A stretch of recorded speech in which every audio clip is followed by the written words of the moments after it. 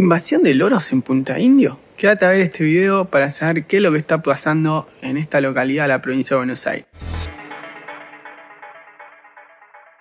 Hola gente, ¿cómo andan?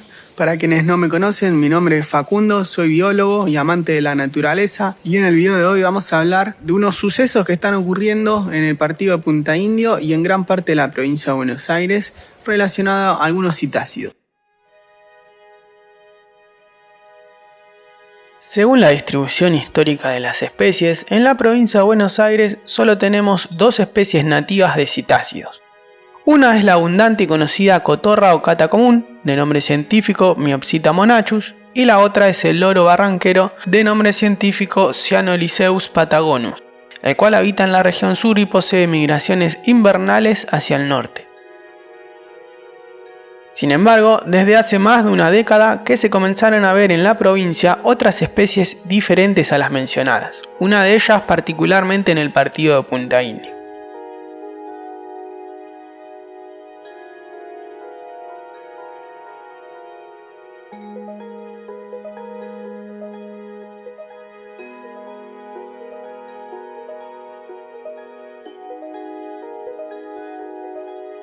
El loro al que estamos haciendo mención es el calancate ala roja, de nombre científico Psittacara leucophthalmus.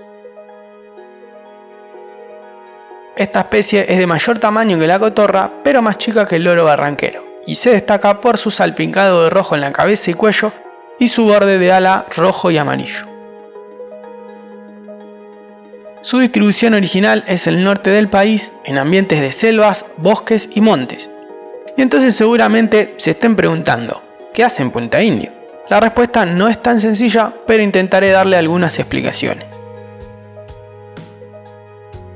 Dentro del grupo de las aves, los cetáceos son los más elegidos como especies de compañía por sus típicas características.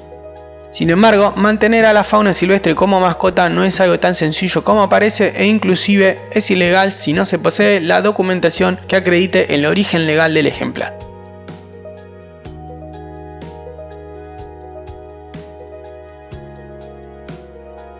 A diferencia de los animales domésticos, los cuales dependen 100% del ser humano, los animales silvestres son totalmente independientes de nosotros.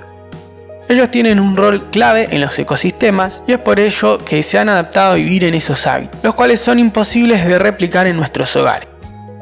En otras palabras, esto quiere decir que si tenemos un animal silvestre en una casa, el mismo no va a poder cumplir con sus necesidades biológicas y no tendrá un bienestar acorde. Otra de las complicaciones que suele traer el mascotismo de fauna silvestre es la transmisión de enfermedades, tanto del animal hacia nosotros como también desde las personas y las mascotas que habitan en el hogar al ejemplar silvestre.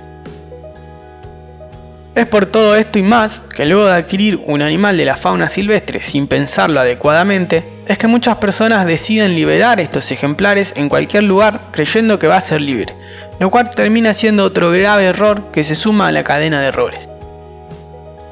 En primer lugar, esta decisión no es la adecuada para el animal. Estos ejemplares ya se acostumbraron a las personas y una vez libres no podrán buscar alimento por sus propios medios, por lo que o terminarán volviendo con gente o morirán de hambre. A su vez, este puede transmitir enfermedades contraídas en el hogar al resto de la fauna silvestre, pudiendo generar así un daño mental sin reparo. Y cuando una especie se libera en un lugar en donde no es su área de distribución original, se transforma en una especie exótica. Estas, a su vez, pueden generar diferentes daños, compiten con especies autóctonas afectando los ecosistemas, ocasionan pérdidas económicas y transmiten enfermedades. Por todo lo mencionado, es que podemos concluir que el calancate ala roja es una especie nativa de Argentina, pero exótica en la provincia de Buenos Aires, probablemente liberada de forma voluntaria o accidental en diferentes puntos por personas que los han tenido ilegalmente como mascota. Esto toma más consistencia dado que los primeros registros de ella en la provincia son áreas verdes muy cercanas a las grandes ciudades. Luego, con el correr del tiempo, esta especie se ha ido expandiendo a diferentes zonas, como en este caso hasta Punta Indio, e inclusive habiendo registros a lo largo del partido de la costa.